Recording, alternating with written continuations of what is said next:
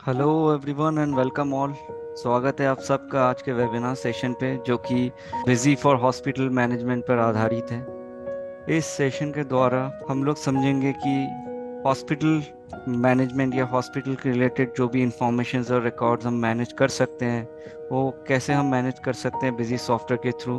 कैसे हम patient records को मैनेज कर सकते हैं, कैसे हम इन्वेंटरीज को मैनेज कर सकते हैं। Inventories in the sense hospital equipments को कैसे आप जो है उसकी स्टॉक जो मैनेज कर सकते हैं, इनवॉइसिंग कैसे मैनेज कर सकते हैं। वो सारे चीज़ों पे आज हम लोग जो है इस वेबिनार के द्वारा समझेंगे और प्रैक्टिकली देखेंगे भी। तो बने रहिए हमारे साथ। सबसे पहले तो कुछ जो प्रॉब्लम्स या आप चैलेंजेस कह सकते हैं जो मोस्टली हॉस्पिटल ऑर्गेनाइजेशन फेस करते हैं, that is to manage OPD record. OPD in the sense outdoor patients जो हॉस्पिटल में आते हैं डॉक्टर्स को दिखाने के लिए, तो उसका रिकॉर्ड कैसे हम मैनेज कर सकते हैं। आईपीडी मतलब कि इन पेशेंट डिपार्टमेंट जो भर्ती होते हैं या एडमिशन होते हैं हॉस्पिटल पे, तो उसका रिकॉर्ड कैसे हम मैनेज कर सकते हैं। तो ये दो मेजर चैलेंजेस होते हैं हॉस्पिटल पे जो बिजी से हम इजीली मैनेज कर सकते हैं। तो देखते हैं कैसे मैनेज हो सकती है। तो मोस्ट जो पावरफुल सॉल्यूशंस जो बिजी प्रोवाइड कर रहा है इसके रिलेटेड, उसको आज हम लोग जो एक्सप्लोर करने वाले हैं। फर्स्ट जो चैलेंजेस है दैट इज ओपीडी मैनेजमेंट। तो कैसे हम बेसिकली जो आउटडोर पेशेंट होते हैं या जो अपॉइंटमेंट लेके आते हैं अपने डॉक्टर्स को दिखाने के लिए हॉस्पिटल पे, तो हो सकता है वो ऑन कॉल अपॉइंटमेंट हो या कोई आके अपॉइंटमेंट करा के जा सकता है डॉक्टर्स के रिलेटेड। उनको कैसे मैनेज करना है, उनकी रिकॉर्ड कैसे हम मैनेज कर सकते हैं बिजी से, वो आज हम लोग इस सेशन के द्वारा समझेंगे एक बार। तो ये चैलेंजेस के लिए सॉल्यूशंस जो है, बेसिकली बिजी में हम जो है ओपीडी अपॉइंटमेंट एंट्रीज कर सकते हैं जिसमें हम पेशेंट्स के नाम्स और पेशेंट्स के डिटेल्स को जो है रिकॉर्ड कर सकते हैं।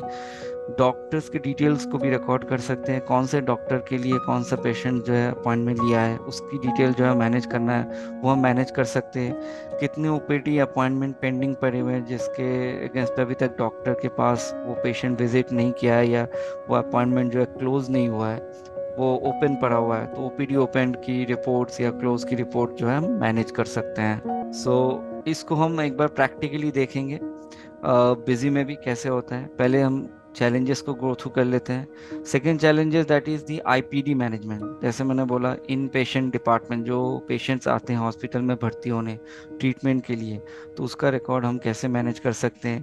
हो सकता है जो इन पेशेंट्स आते हैं भर्ती होते हैं उनका डेली बेसिस पे उनके एडमिशन्स के जो चार्जेस होते हैं एक्सपेंसेस होते हैं वो हम रिकॉर्ड करते हैं। जैसे कि कभी जब वो पेशेंट फर्स्ट टाइम भर्ती होने आया तो उन्होंने जो है केबिन क्या बुक किया है, रूम एसी या नॉन एसी वाले केबिन बुक किए हुए हैं, बेड क्या है उसका, इसके बाद नेबुलाइजर या कोई अदर इक्विपमेंट अगर लग रहा है कि नहीं, नेबुलाइजर हो सकते हैं या कुछ अदर हॉस्पिटल इक्विपमेंट हो सकते हैं जो डेली बेसिस पे उस पेशेंट को लग रहे हैं, तो हम डेली बेसिस पे उसको रिकॉर्ड कर सकते हैं। और डे एंड पे जब वो पेशेंट डिस्चार्ज होगा या पेशेंट जब हॉस्पिटल से डिस्चार्ज होने जाएगा तो उस टाइम पे हम उसके नाम पे इनवॉइस रेज कर सकते हैं उस एक्सपेंसेस के रिलेटेड। ठीक है, तो उसको कैसे हम रिकॉर्ड कर सकते हैं वो भी हम चेक करेंगे प्रैक्टिकली। बाकी पेशेंट्स कभी हो सकता है पेमेंट करे, कैशलेस पेमेंट हो सकता है, कोई इंश्योरेंस कार्ड के थ्रू पेमेंट कर रहा है, तो उसकी डिटेल्स कैसे हम मैनेज कर सकते हैं, इनवॉइस में कैसे उसको एडजस्ट कर सकते हैं वो भी देखेंगे। अदर इम्पोर्टेंट रिपोर्ट्स को भी गो थ्रू करेंगे। ठीक है, तो एक बार बिजी में हम प्रैक्टिकली आ जाते हैं। सबसे पहले तो स्टार्ट करते हैं ओपीडी। तो पहला हम जो देखने वाले हैं that is OPD appointment entry कैसे हम रिकॉर्ड कर सकते हैं। दैट मीन्स कि आउटडोर पेशेंट या जो पेशेंट आते हैं डॉक्टर से अपॉइंटमेंट लेके दिखाने के लिए, आउटडोर पेशेंट्स जो हॉस्पिटल पे आते हैं उसका अपॉइंटमेंट हम कैसे जो है रिकॉर्ड कर सकते हैं। कभी हो सकता है कोई ऑन कॉल अपॉइंटमेंट कर लिया होगा हॉस्पिटल पे आके, हॉस्पिटल में कॉल करके, तो उस केस में भी हम अपॉइंटमेंट जो है एंट्री कर सकते हैं। तो उसके लिए ओपीडी अपॉइंटमेंट में जाएंगे, यहाँ से हम जो है पेशेंट का नाम सेलेक्ट करेंगे, या हम पार्टी में पेशेंट भी रख सकते हैं। उसके बाद पेशेंट्स के मोबाइल नंबर, पेशेंट के जो मोबाइल नंबर होते हैं उसको रिकॉर्ड करेंगे। तो फिलहाल मैंने एक मोबाइल नंबर मेंशन कर देता हूँ, ठीक है। इसके रिलेटेड पेशेंट के नाम एड्रेस ऑटोमेटिकली आ जाएंगे। अगर ये पेशेंट पहली फर्स्ट टाइम आता है तो नाम एड्रेस नहीं आएगा, आपको टाइप करना पड़ेगा। सेकेंड टाइम अगर वही हॉस्पिटल में, सेम हॉस्पिटल में वही पेशेंट फिर से दिखाने आ रहे हैं आउटडोर पे अपने डॉक्टर्स को, तो वो मोबाइल नंबर डालते ही वो डिटेल ऑटोमेटिकली पिक कर लेगा बिजी में, ठीक है। इसके बाद जैसे आप इसको ओके करेंगे, ओके करने के बाद डॉक्टर्स के नेम पूछेंगे, मतलब कौन से डॉक्टर को दिखाने आया है, कौन से डिपार्टमेंट का। अगर कोई गैस्ट्रोलॉजी डिपार्टमेंट है तो अगर गैस्ट्रोलॉजी डिपार्टमेंट भी सिलेक्ट करेंगे तो वहाँ से डॉक्टर ऑटोमेटिकली सिलेक्ट हो जाएगा। अगर हमें गैस्ट्रोलॉजी डिपार्टमेंट में भी बहुत सारे डॉक्टर्स हैं, तो अगर हमें डॉक्टर्स सिलेक्ट करने हैं तो डॉक्टर्स लिस्ट हम यहाँ से भी सिलेक्ट कर सकते हैं। जो भी डिपार्टमेंट्स के डॉक्टर्स है उसको हम यहाँ से भी सिलेक्ट कर सकते हैं। हो सकता है गैस्ट्रोलॉजी के अंदर 5-6 और डॉक्टर्स हो, जो डॉक्टर की लिस्ट आपको यहाँ से मिल जाएंगे, आप इसको सिलेक्ट कर सकते हैं। इसके बाद किस इशू के लिए आया हुआ है, अगर गैस्ट्रोलॉजी का इशू है तो गैस्ट्रोलॉजी सेलेक्ट करना है। उसके बाद डिस्क्रिप्शन पे ये मेंशन करना है क्या प्रॉब्लम्स क्या है, मतलब कि पेशेंट को क्या दिक्कत है। तो अगर स्टोमक पेन है तो आप वो मेंशन कर सकते हैं, ठीक है। अदर इंफॉर्मेशन, अदर डिटेल भी मेंशन कर सकते हैं। उसके बाद इसका जो है ओपीडी चार्ज है बाय डिफ़ॉल्ट ही यहाँ पर बैठ जाएगा। आप इसको चेंज करना चाहें अपने हॉस्पिटल के बेसिस पर आप अपना चार्ज यहाँ पर मेंशन कर सकते हैं, ठीक है। इसको जैसे ही आप सेव करेंगे तो विजिट टाइप आ जाएगा। टाइप इन द सेंस क्या होता है कि अगर पेशेंट पहली बार आ रहा है आपके पास, मतलब आपके हॉस्पिटल में पहली बार आ रहा है, तो ये फर्स्ट टाइम विजिट हो गया, ठीक है। तो ये आप इसको सेव कर सकते हैं, और यहाँ से जैसे आप यस करेंगे तो उस पेशेंट को एसएमएस भी चला जाएगा उसके फ़ोन पे अपॉइंटमेंट की डिटेल, कि आपके इस टाइम पे इतने ये इस डॉक्टर के से आपकी अपॉइंटमेंट है, तो आपका ये अपॉइंटमेंट डिटेल है, आप विजिट करके अपॉइंट डॉक्टर को दिखा दीजिएगा। तो ये एसएमएस भी आप हाथों हाथ अपॉइंटमेंट एंट्री होती एसएमएस पेशेंट को चला जाएगा, ठीक है। अब ये अपॉइंटमेंट ओपीडी से आपने अपॉइंटमेंट ले लिया। ऐसे पेशेंट ने अपॉइंटमेंट लेने के बाद जब पेशेंट की डॉक्टर को दिखाना हो गया तो हॉस्पिटल से पेशेंट को जो है बिल रेज करेगा, ओपीडी का बिल। तो अब इनवॉइस में जाएंगे तो यहाँ पर 2 सीरीज बना हुआ है, एक आईपीडी एक ओपीडी। तो अभी हम लोग ओपीडी को जो है एक्सप्लोर कर रहे हैं। ओपीडी मतलब आउटडोर पेशेंट्स की रिकॉर्ड कैसे मैनेज करना है। तो हमने पहले देख लिया कि आउटडोर पेशेंट्स के अपॉइंटमेंट कैसे रिकॉर्ड करने हैं। अब उस अपॉइंटमेंट के अगेंस्ट पे जब उसने डॉक्टर दिखा लिया तो उसके बाद उसने जो है उसके नाम पे हम चार्ज की इनवॉइस जनरेट करेंगे, ओपीडी चार्जेस की इनवॉइस जनरेट करेंगे। तो ओपीडी सिलेक्ट करेंगे और यहाँ पर हम वही डॉक्टर सिलेक्ट करेंगे जिस डॉक्टर को उसने दिखाया, उस पेशेंट ने दिखाया है। तो बिल टू में वो पेशेंट हम सिलेक्ट कर लेंगे जिस पेशेंट के नाम पे हम कर रहे हैं। उसके बाद हम डॉक्टर सिलेक्ट करेंगे। अगर डॉक्टर जो है सपोज इस डॉक्टर को पेशेंट ने दिखाया था, इस डॉक्टर के बेसिस पे जैसे हम यहाँ पर F11 बटन प्रेस करेंगे तो उस डॉक्टर के बेसिस पे जो ओपीडी नंबर यहाँ पर बता देगा, जो ओपीडी का अपॉइंटमेंट नंबर है जो इस डॉक्टर के बेसिस पे जनरेट हुआ है, उस अपॉइंटमेंट नंबर के बेसिस पे जो है बिल रेज हो जाएगा, ठीक है।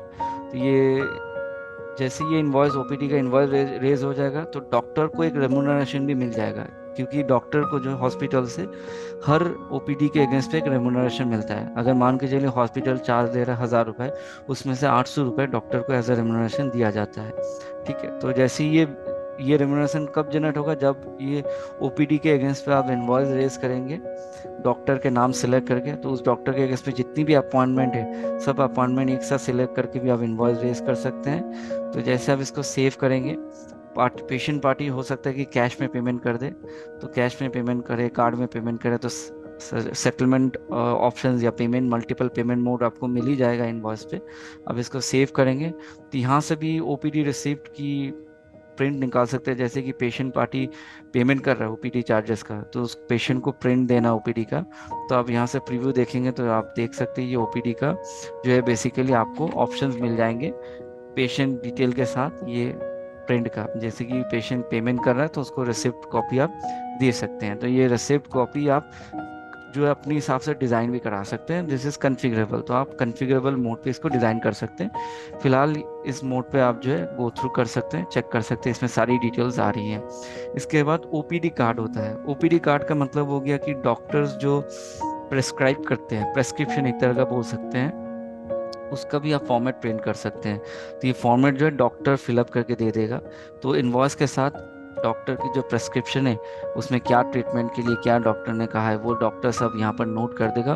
तो ये इनवॉइस के साथ ये ओपीडी कार्ड अटैच करके आप जो है अपने पेशेंट को प्रोवाइड कर सकते हैं। ठीक है, तो दो तरह की चीज़ें आप यहाँ से, अगर आपको पेशेंट को ईमेल करना है, एसएमएस करना है, तो वो भी आप कर सकते हैं। तो दो चीज़ें आप ओपीडी के हिसाब से हमने समझ लिया। पहला तो अपॉइंटमेंट, जब कोई पेशेंट आ रही है या ऑन कॉल अपॉइंटमेंट ले रहा है तो उसका एंट्री हम यहाँ से ओपीडी अपॉइंटमेंट से कर सकते हैं। और उसके अगेंस्ट पे जो भी अपॉइंटमेंट नंबर बन रहा है डॉक्टर के बेसिस पे, क्योंकि अपॉइंटमेंट हम जब एंट्री कर रहे हैं, रिकॉर्ड कर रहे हैं, तो डॉक्टर वाइज रिकॉर्ड कर रहे हैं या तो डॉक्टर वाइज हम इनवॉइस जब रेज कर रहे हैं तो जितनी भी डॉक्टर के अगेंस्ट में अपॉइंटमेंट है उसके अगेंस्ट में इनवॉइस रेज करते ही डॉक्टर को उस इनवॉइस में से रेम्युनरेशन मिल जाता है। तो अगर हमें डॉक्टर्स की रेम्युनरेशन रिपोर्ट देखनी है कि कौन से डॉक्टर को कितना रेम्युनरेशन हमने दिया है ओपीडी वाइज या अपॉइंटमेंट नंबर वाइज, तो हम यहाँ से चेक कर सकते हैं। अगर ऑल डॉक्टर का देखना है ऑल डॉक्टर का देख सकते हैं, पर्टिकुलरली एक डॉक्टर के बेसिस में चेक करना है तो एक डॉक्टर का भी देख सकते हैं। फिलहाल अगर हम ऑल डॉक्टर्स करते हैं तो ऑल डॉक्टर्स के बेसिस में आपको दिखा देगा कि इस डॉक्टर का ये इनवॉइस वैल्यू होता है, मतलब ओपीडी वैल्यू ये होता है। उसमें से डॉक्टर को हमने रेम्युनरेशन 750, मतलब 1500 रुपये हमने पेशेंट से लिया है, 750 रुपये हमने डॉक्टर को रेम्युनरेशन दिया है उस इनवॉइस के अगेंस्ट पे या उस अपॉइंटमेंट नंबर के अगेंस्ट पे।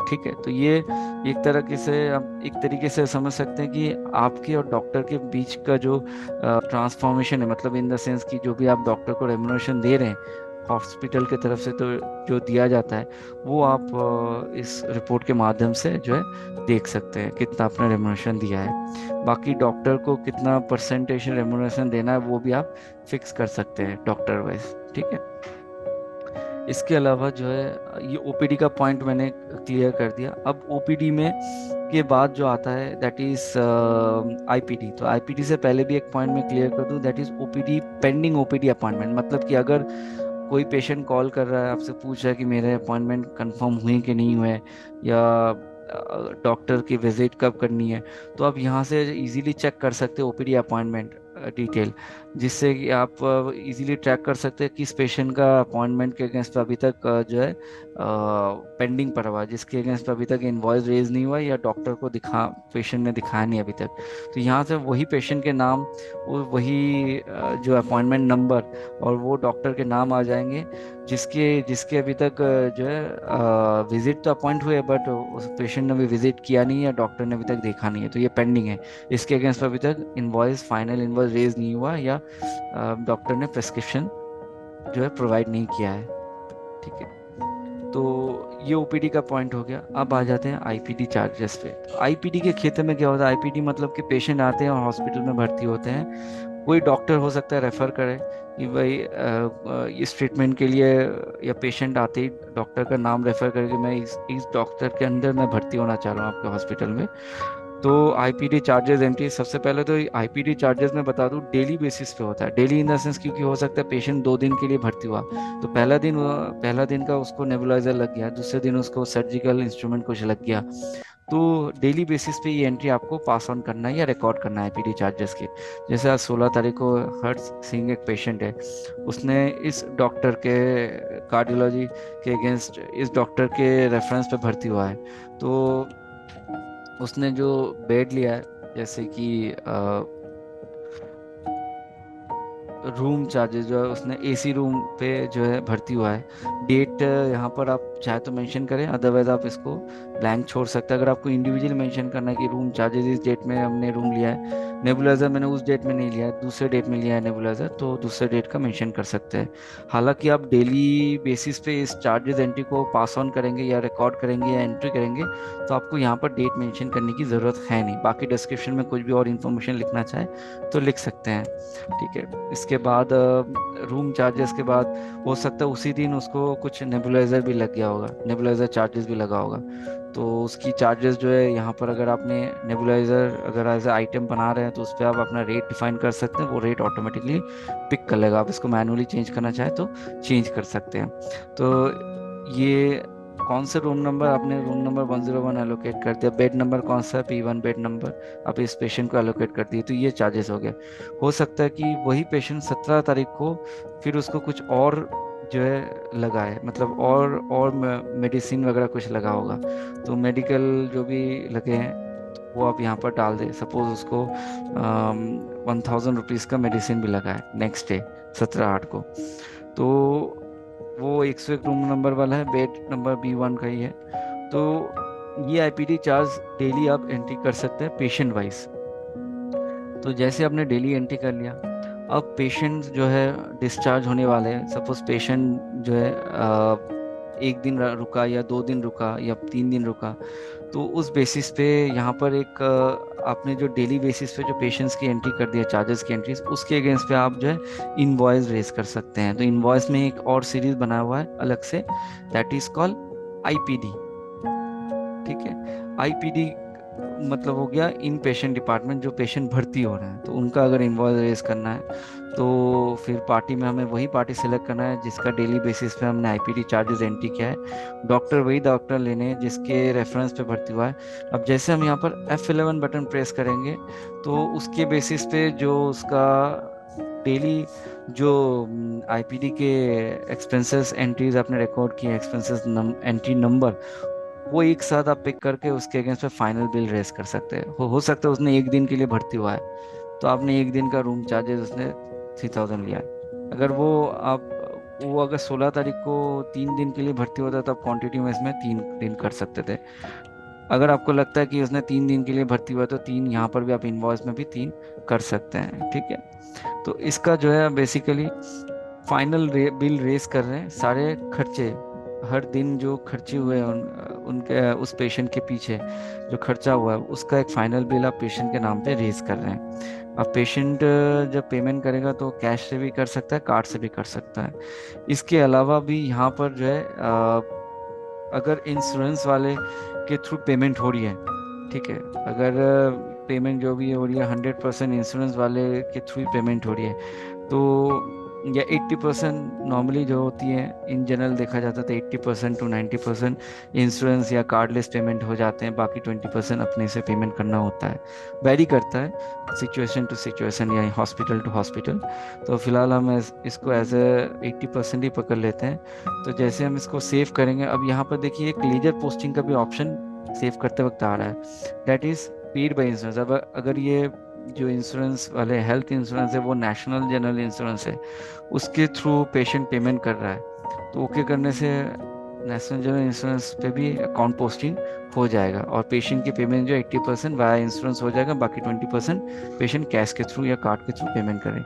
इसकी भी अगर आपको इनवॉइस देखनी है तो इनवॉइस की आप रिव्यू यहाँ से देख सकते हैं।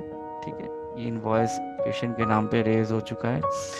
इसके अलावा डिस्चार्ज, अगर पेशेंट को डिस्चार्ज की प्रिंट आउट भी निकालना है, दैट मीन्स कि पेशेंट अगर कहता है कि मुझे डिस्चार्ज की भी प्रिंट चाहिए, तो उस केस में जो है इनवॉइस जो आपने एंट्री किया है वहाँ से आप डिस्चार्ज की फॉर्मेट भी प्रिंट कर सकते हैं। डिस्चार्ज में जो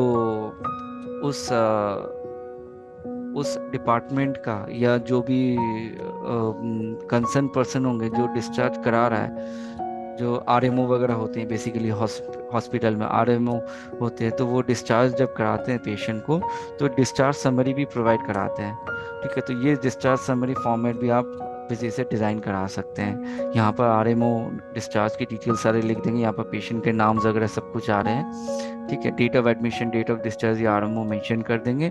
तो वो इनवॉइस के साथ पेशेंट जब फाइनल अपना जो है डिस्चार्ज होगा हॉस्पिटल से, तो उसको हॉस्पिटल वाले इनवॉइस भी प्रोवाइड करेंगे और डिस्चार्ज समरी भी प्रोवाइड करेगा। ठीक है, तो वो आप फॉर्मेट भी डिज़ाइन कर सकते हैं, मतलब इनवॉइस के साथ साथ डिस्चार्ज समरी भी प्रिंट हो जाएगा हाथों हाथ। ठीक है, तो वो दोनों ही आप जो है फॉर्मेट डिज़ाइन कर सकते हैं, इनवॉइस की भी और डिस्चार्ज समरी की भी। बाकी इनवॉइस रजिस्टर्स अगर देखनी है तो इनवॉइस रजिस्टर से आप देख सकते हैं, पेशेंट वाइज देखनी हो, आईपीडी की देखनी हो, ओपीडी, क्योंकि अब इनवॉइस दोनों की रेस कर रहे हैं। जो बाहर दिखाने आते हैं हॉस्पिटल पे, जो आउटडोर पेशेंट्स आते हैं उनके लिए भी इनवॉइस रेस कर रहे हैं, जो हॉस्पिटल में भर्ती हो रहे हैं उनके लिए भी इनवॉइस रेस कर रहे हैं। तो अगर आपको बाइफिकेशन चाहिए तो अलग दो सीरीज बना के रख सकते हैं। ओपीडी का अगर देखेंगे तो ओपीडी में आपको बता देगा ओपीडी में पूरे दिन में इतने इनवॉइस, इस पेशेंट को इतने, इस न्यूरोलॉजी डिपार्टमेंट में कौन आया था वो दिखाने के लिए, कौन से डॉक्टर को दिखाया था, कितना का इनवॉइस बना है, उसकी डिटेल आप यहाँ पर देख सकते हैं। ठीक है, गैस्ट्रोलॉजी डिपार्टमेंट में कितना का बिल हुआ है, उसमें से डॉक्टर, कौन से डॉक्टर को दिखाया गया गैस्ट्रोलॉजी डिपार्टमेंट, तो उसकी डिटेल आप यहाँ पर देख सकते हैं। ठीक है, इसके अलावा जो है आप IPD open in the sense, जिसकी अभी अभी तक कोई बिल रेज नहीं हुआ फाइनल या डिस्चार्ज हुआ नहीं, वो ओपन है अभी तक। पेशेंट वाइज देखना है कि भाई कौन सा पेशेंट का अभी तक जो है पेशेंट डिस्चार्ज नहीं हुए, पेशेंट अभी भी है, तो ये एक पेशेंट का नाम दिखा रहा है जिसका अभी तक डिस्चार्ज बिल बना नहीं है, इनवॉइस बना नहीं है। ठीक है, तो आईपीडी ओपन देख सकते हैं, आईपीडी रिपोर्ट में भी देख सकते हैं, जिसका डिस्चार्ज हो चुका है उसकी भी रिपोर्ट आप यहाँ से देख सकते हैं, जिसने भर्ती हुआ था और जिसका ऑलरेडी डिस्चार्ज हो चुके हैं, तो उसके नाम, उसमें क्या बेसिकली क्या उसका रूम नंबर, क्या रूम में वो भर्ती हुआ था, ठीक है, उसकी भी डिटेल, उस रूम के साथ साथ उसको क्या लगा था, नेबुलाइजर लगा था या उसको मेडिकल कंसोल्स कुछ लगा था, डिस्पोजल कुछ लगा था, तो वो भी यहाँ पर डिटेल बता रहा है। ठीक है, अब जो है बेसिकली ओपीडी और आईपीडी का मैंने कॉन्सेप्ट बता दिया, मैं एक बार फिर से जो है समराइज कर देता हूँ इस चीज़ को। ओपीडी बेसिकली जो होता है, जो है आउटडोर पेशेंट्स डिपार्टमेंट इसको बोलते हैं। दैट मीन्स कि जो पेशेंट्स आइदर कॉल करके अपॉइंटमेंट लेते हैं हॉस्पिटल में, या हॉस्पिटल में आके अपॉइंटमेंट लेते हैं डॉक्टर के बेसिस पे, मतलब किस डॉक्टर को दिखाना है, तो वो आउटडोर में बैठते हैं हॉस्पिटल में और डॉक्टर को जो है दिखाते हैं और प्रिस्क्रिप्शन वगैरह इनवॉइस ले करके घर चले आते हैं। ठीक है, तो डॉक्टर्स को एज ए फॉलोअप भी जा सकते हैं या फर्स्ट टाइम भी डॉक्टर के पास जो है दिखाने के लिए जा सकते हैं। तो उसके लिए हम हॉस्पिटल, अगर हम हॉस्पिटल चला रहे हैं या हमारी हॉस्पिटल ऑर्गेनाइजेशन है, तो हमें उसकी अपॉइंटमेंट एंट्री पोस्ट करनी होती है। तो हम बिजी में जो ओपीडी अपॉइंटमेंट एंट्री से उसकी एंट्री को पोस्ट कर सकते हैं, जिसमें हम पेशेंट के नाम सेलेक्ट कर सकते हैं और डॉक्टर्स के नाम भी सेलेक्ट कर सकते हैं, जिसके बेसिस पे हम वो अपॉइंटमेंट ले रहे हैं। और जैसे हम अपॉइंटमेंट को रिकॉर्ड करेंगे, वहीं से हम पेशेंट को जो एसएमएस चला जाएगा। ठीक है, तो अपॉइंटमेंट हो गया। अब अपॉइंटमेंट की बेसिस पे अगर हॉस्पिटल वाले एनालिसिस करना चाहे, रिपोर्ट निकालना चाहे कि कितने आज पूरे दिन में कितने अपॉइंटमेंट आए थे, किस किस पेशेंट से आए थे, और वो अपॉइंटमेंट के अगेंस्ट अभी तक फाइनल जो है डॉक्टर ने उसको देखा है कि नहीं देखा है, या फाइनल उसका इनवॉइस रेज हुआ है कि नहीं हुआ, तो वो आप पेंडिंग ओपीडी अपॉइंटमेंट वाले रिपोर्ट से चेक कर सकते हैं। ठीक है, इसके अलावा अपॉइंटमेंट के हो जाने के बाद जब पेशेंट डॉक्टर को दिखा देता है, मतलब दिखा लेता है अपना जो है प्रेस्क्रिप्शन ले लेता है, तो हॉस्पिटल वाले रिसेप्शन पे आ जाते हैं। रिसेप्शन वाले या बिलिंग डिपार्टमेंट वाले फिर उसके नाम पे इनवॉइस रेज करते हैं कि आपका ये ओपीडी चार्ज हो गया। तो फिर यहाँ से जो इनवॉइस में से जो है ओपीडी की एंट्री पोस्टिंग होती है, जहाँ पर हम डॉक्टर्स भी सिलेक्ट करते हैं जिस डॉक्टर ने वो देखा है। और जब हम डॉक्टर सिलेक्ट करते हैं तब हम यहाँ पर F11 प्रेस करते हैं, तो उस डॉक्टर के बेसिस पे जितनी भी अपॉइंटमेंट पड़ी हुई है, जो जो पेशेंट ने दिखाया था, वो सारे लिस्ट यहाँ पर अपॉइंटमेंट नंबर्स आ जाते हैं। उसको एक बार में सिलेक्ट करके ओके करेंगे तो आपका जो है अपॉइंटमेंट का डिटेल जो है यहाँ पर रेज हो जाए। जैसे ओपीडी का चार्जेस जो है वो चार्जेस यहाँ पर ऑटोमेटिकली बैठ जाता है। अब हो सकता है हॉस्पिटल वाले ने 1200 रुपये चार्ज लिया है, इनवॉइस जो पेशेंट से 1200 रुपये का इनवॉइस जनरेट किया है, बट 1200 रुपये जो है डॉक्टर्स को पे नहीं करते हैं हॉस्पिटल वाले, उसमें से कुछ अपना डिडक्ट करके फिर बाकी डॉक्टर को पे करते हैं। हो सकता है 800 रुपये पेमेंट करें। तो अगर हम डॉक्टर वाइज इनवॉइस रेज कर रहे हैं तो हमें डॉक्टर वाइज रेम्यूनरेशन रिपोर्ट भी निकालना है कि कौन से इनवॉइस के अगेंस्ट में कितना हमने रेम्यूनरेशन पे किया है डॉक्टर को। तो रेम्यूनरेशन ज़्यादा से ज़्यादा क्षेत्र में जो है ओपीडी के क्षेत्र में भी आता है, आईपीडी के क्षेत्र में भी होता है। कभी कि डॉक्टर ऑपरेशन किया तो हॉस्पिटल वाले एक पैकेज बना देते हैं और उस पैकेज में डॉक्टर का भी अमाउंट रहता है, ऑपरेशन चार्जेस रहते हैं, फिर डॉक्टर को अलग से फिर हॉस्पिटल वाले रेम्यूनरेशन दे देते हैं। ठीक है, तो ओपीडी के क्षेत्र में भी हो सकते हैं और आईपीडी के क्षेत्र में भी हो सकते हैं। तो दोनों क्षेत्र में आप देख सकते हैं कि डॉक्टर्स को हम लोग रिकॉर्ड कर रहे हैं, हर जगह पे हम डॉक्टर्स को रिकॉर्ड कर रहे हैं। आईपीडी के इनवॉइस जब रेज कर रहे हैं तब भी डॉक्टर्स को रिकॉर्ड कर रहे हैं, ओपीडी की जब भी इनवॉइस हम बना रहे हैं तब भी हम डॉक्टर्स को जो है रिकॉर्ड कर रहे हैं, ताकि डॉक्टर्स वाइज हम निकाल पाए कि कितना रेम्यूनरेशन होता है जो डॉक्टर को पे करना है।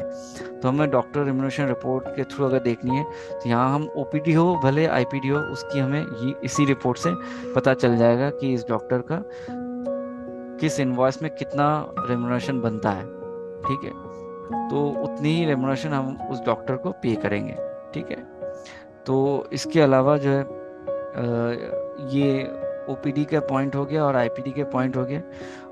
उसके बाद जैसे आपने डॉक्टर्स को ओपीडी के बेसिस पे भी रेम्यूनरेशन दे रहे हैं, आईपीडी के बेसिस पे भी दे रहे हैं। अब आईपीडी पे मैं बता दूं, जैसे आईपीडी का मतलब हो गया कि इन पेशेंट डिपार्टमेंट, दैट मीन्स जो एडमिशन लेने आ रहे हैं, भर्ती होने आ रहे हैं हॉस्पिटल में, आपके हॉस्पिटल पे, तो उस केस में जब वो पहली बार भर्ती होने आ रहे हैं तो आप आईपीडी चार्जेस एंट्री में जाके उस पेशेंट को सिलेक्ट करेंगे, डॉक्टर किस डॉक्टर के रेफरेंस पे भर्ती होना है उस डॉक्टर को सिलेक्ट करेंगे। फिर आप रूम, पेशेंट अगर कहेगा मुझे नॉन एसी में रहना है तो नॉन एसी सिलेक्ट करना है।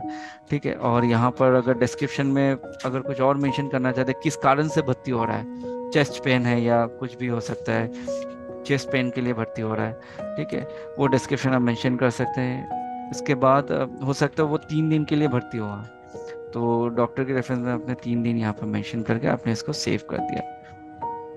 रूम नंबर आपने मेंशन कर दिया 102, बेड नंबर आपने बता दिया B2 वाले बेड में ये पेशेंट भर्ती होगा। ठीक है, आपने इसको सेव कर दिया। अब सेम हो सकता है कि दूसरे दिन वही पेशेंट को कुछ और जो है मेडिसिन वगैरह लगा हो सकता है या सर्जिकल कुछ इंस्ट्रूमेंट लग गया होगा, तो क्योंकि पेशेंट तो भर्ती है तो सेकेंड डे उसको कुछ जो है सर्जिकल आइटम लग गए। ठीक है, या मान के चलिए उसको मेडिसिन लग गया। ठीक है, तो मेडिसिन और डिस्पोजल चार्जेस लग गए तो उसकी जो है 1500 रुपये के चार्जेस होते हैं, उस दिन का जो चार्जेस है, उस दिन का चार्ज बेसिकली। ठीक है, हो सकता है नेक्स्ट दिन दूसरा मेडिसिन लगे, दूसरा मेडिसिन का चार्ज दूसरा हो सकता है। तो डेली बेसिस जो डेट बेसिस पर आप एंट्री कर रहे हैं वो आप रिकॉर्ड कर रहे हैं क्या, पार्टी वाइज और डॉक्टर वाइज। ठीक है, और रूम नंबर और बेड नंबर वाइज। ठीक है, ताकि आप ट्रैक कर पाए या रिपोर्ट निकाल पाए कौन से रूम का, कौन से बेड नंबर का, किस पेशेंट का पूरे 3 दिन में क्या उसका नेट खर्चा हुआ है। तो उसके बेसिस पे फिर आपको इनवॉइस रेज करने का ऑप्शन मिल जाएगा आईपीडी में। इनवॉइस में भी आपको वही डॉक्टर, वही पार्टी सिलेक्ट करना है जिसके नाम पे आपने चार्जेस एंट्री किए हैं डेली बेसिस पर, और वही डॉक्टर सिलेक्ट करना है जिसके रेफरेंस पे वो भर्ती हुआ है। तो जैसे आप वो डॉक्टर सिलेक्ट करेंगे तो उस डॉक्टर और उस पार्टी का, बेसिकली उस पार्टी का और उस डॉक्टर के बेसिस पे जो आईपीडी के चार्जेस एंट्री नंबर है, अगर आप 2 दिन का चार्जेस लगा तो 2 दिन के चार्जेस की रिफ्लेक्शन जो है इनवॉइस में ऑटोमेटिकली बैठ जाएगा। 1 दिन का उसमें 3 दिन का आपने जो चार्ज ले लिया है, और सेकेंड डे में आपने जो है मेडिसिन वगैरह दिया है तो उस दिन का चार्ज लिया है, तो कॉन्सोलिडेटेड उसका इनवॉइस रेज हो जाएगा। जब वो डिस्चार्ज होने जाएगा तो उसका कॉन्सोलिडेटेड इनवॉइस निकाल सकते हैं। इनवॉइस जनरेट करने से पहले भी आप रिपोर्ट निकाल सकते हैं उस पेशेंट का कि उसका डेली बेसिस में टिल जब तक वो अपॉइंट था या वो एडमिट था हॉस्पिटल में, तो टिल एडमिट तक उसका क्या खर्चा हुआ है, उसके पीछे क्या खर्चा हुआ है, तो उसकी अगर आपको रिपोर्ट देखनी है तो वो भी आप रिपोर्ट जो है आईपीडी रिपोर्ट यहाँ से देख सकते हैं। आईपीडी रिपोर्ट वाइज आप देख सकते हैं। आप पर्टिकुलरली एक पार्टी का देख सकते हैं, जैसे कि हर्ष सिंह का अगर देखना है, हर्ष सिंह का देख सकते हैं कि आपने बोला 16/8 से लेके 17/8 तक उसके पीछे क्या खर्चा हुआ, क्या लगा है, उसको रूम चार्जेस लगा है, मेडिसिन लगा है, क्या लगा है, वो सारा यहाँ पर बता देगा। कितना क्वांटिटी लगा है वो भी बता देगा यहाँ पर। ठीक है, तो आप यहाँ पर देख सकते हैं, यहाँ से ये देख सकते हैं 17 तारीख को, 16 तारीख को रूम चार्जेस लगा है, फिर 17 तारीख को जो है उसको मेडिसिन कॉन्क्लेव लगा है। प्रीवियसली भी मैंने बहुत सारे एंट्रीज किए हैं तो वो सारे एंट्रीज यहाँ पर दिख रहे हैं, किस किस डेट में क्या उसका आइटम लगा है, तो वो उसकी रिपोर्ट आप यहाँ से देख सकते हैं। ठीक है, तो इनवॉइस जनरेट करने से पहले अगर हॉस्पिटल वाले, अथॉरिटी वाले देखना चाह रहे हैं कि उसके नाम पे, उस पेशेंट के अगेंस्ट पे डेली क्या चार्जेस हुए हैं, उसको यहाँ से आईपीडी रिपोर्ट से आप देख सकते हैं, फिर आप उसके नाम पे इनवॉइस रेज कर सकते हैं। ठीक है, तो ये तो हो गया ओपीडी और आईपीडी का कॉन्सेप्ट। अब आ जाते हैं बेसिकली इन्वेंट्री पे। इन्वेंट्री मतलब कि hospital equipment. Equipment in the sense hospital वाले भी इक्विपमेंट खरीदते होंगे अपने सप्लायर से, फिर उसको इक्विपमेंट की स्टॉक भी वो मेंटेन करते हैं। तो उसके लिए जो है आप हॉस्पिटल इक्विपमेंट जो है परचेज कर सकते हैं, ठीक है। तो हॉस्पिटल इक्विपमेंट परचेज में जाके ऐड कर सकते हैं। अब जैसे आपने परचेज बिल नंबर डाल दिया, कुछ भी पार्टी, आपने एक पार्टी सपोज मैं बना लेता हूँ सप्लायर नाम से पार्टी।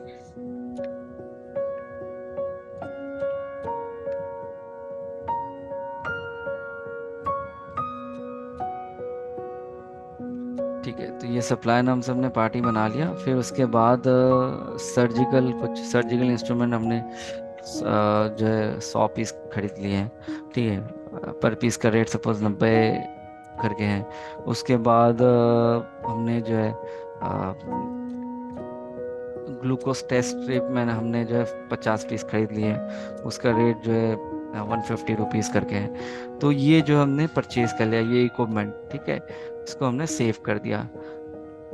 अब ये इक्विपमेंट को हम कंज्यूम भी करते हैं। होता है ऑपरेशन पे लग गया हो या किसी पेशेंट को हमने दे दिया हो, तो वो इक्विपमेंट कंज्यूम का भी एंट्री हम यहाँ से कर सकते हैं, ठीक है। Consume in the sense, consume में भी आप नरेशन मेंशन कर सकते हैं किस कारण से आपने ये कंज्यूम किया है, ठीक है। तो कंज्यूम में आप यहाँ पर आइटम कंज्यूम में आ जाएंगे और यहाँ सिर्फ सर्जिकल इंस्ट्रूमेंट में आपने सपोज 10 जो है कंज्यूम किया है, और जो ग्लूकोज टेस्ट से आपने जो 50 स्टॉक दिख रहा है, 50 उसमें से आपने 15 यूज किया है, कंज्यूम किया है। नरेशन में हो सकता है आपने बता दिया भाई गैस्ट्रोलॉजी डिपार्टमेंट में आपने ये प्रोवाइड कराया है, या कोई ऑपरेशन में या किसी पेशेंट को आपने दिया है, तो आप यहाँ पर नरेशन मेंशन कर सकते हैं वो डिटेल्स, और इसको आगे सेव कर सकते हैं, ठीक है। तो आपकी स्टॉक जो है वो भी मैनेज हो जाएगा, ठीक है। आप स्टॉक भी चेक कर सकते हैं कि इतना कंज्यूम हुआ, कितना कितना आपने परचेज किया था, कितना कंज्यूम हो गया।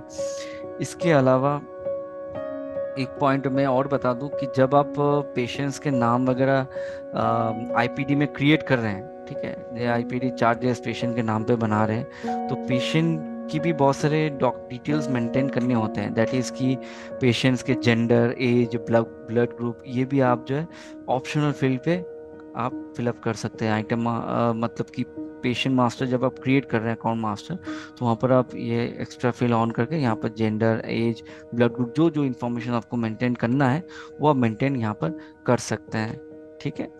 तो ये बेसिकली जो है आप एक हॉस्पिटल इंडस्ट्रीज के लिए आप इसको जो है इस यूज़र फ्रेंडली मोड पे जो है जो बेसिक चीज़ें होते हैं जो एक हॉस्पिटल इंडस्ट्रीज को या हॉस्पिटल ऑर्गेनाइजेशन को रिक्वायर्ड होती है डेली बेसिस पे, वो आप बहुत ही यूज़र फ्रेंडली वे में बिजी जो है आपको एक यूज़र फ्रेंडली प्लेटफॉर्म पे ये प्रोवाइड कर रहा है, ताकि इसमें आप इजीली जो अपने हॉस्पिटल की सारी जो चैलेंजेस हैं उसको आप कवर अप कर पाए।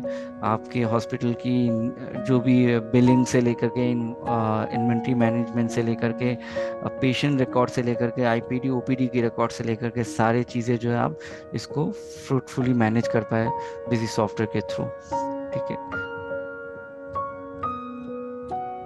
बाकी अदर सॉल्यूशंस जो बिजी दे रहा है, दैट इज़ कि आप ईमेल, एसएमएस, व्हाट्सएप के थ्रू अपने पेशेंट्स को जो है नोटिफाइड कर सकते हैं इनवॉइस से।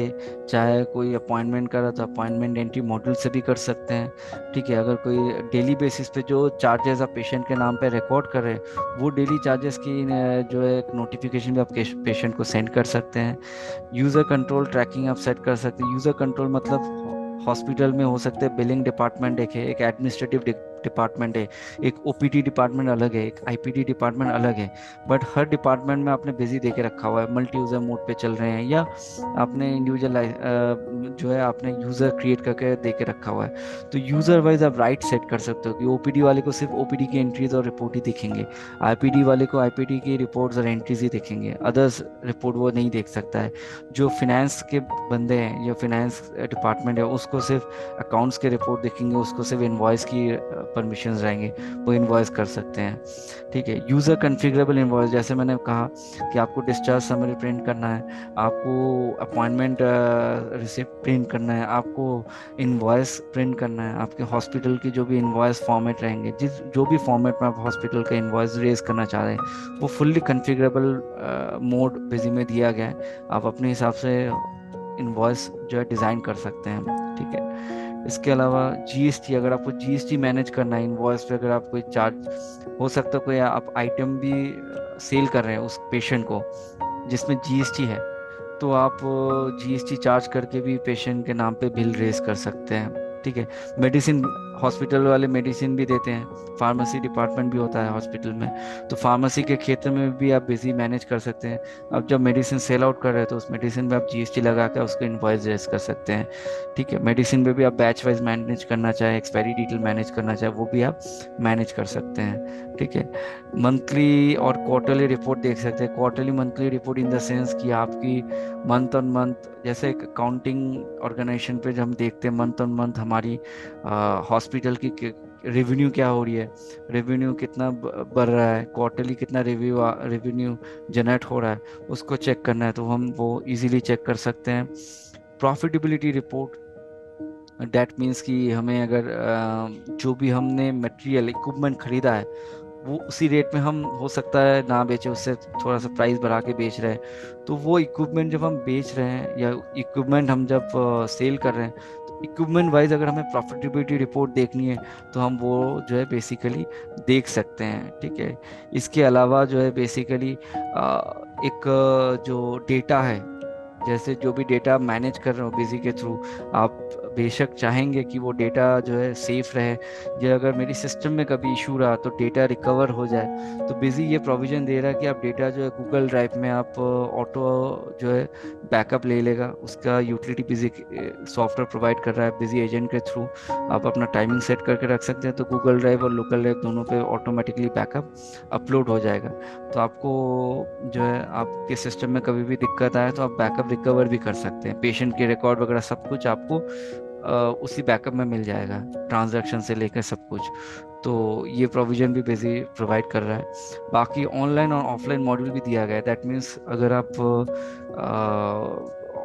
अगर हॉस्पिटल आप ऑर्गेनाइजेशन को प्रोवाइड करा रहे हैं सॉफ्टवेयर और हॉस्पिटल वाले कह रहे हैं कि मुझे ऑनलाइन पे चाहिए, online in the sense cloud पे चाहिए, तो मैं कहीं से भी ऑपरेट करूं, तो ऑनलाइन मोड पे भी आप जो है बिजी ऑनलाइन सॉफ्टवेयर प्रोवाइड कर सकते हैं। और अगर इन डेस्कटॉप मोड पे भी चाह रहे हैं कि उनके लैन पे सॉफ्टवेयर है और वो लैन एक्सेस के थ्रू हर एक डिपार्टमेंट को बिजी का जो है एक्सेस प्रोवाइड कराए, तो मल्टी यूज़र डेस्कटॉप मोड पे भी आप सॉफ्टवेयर प्रोवाइड करा सकते हो हॉस्पिटल ऑर्गेनाइजेशंस को।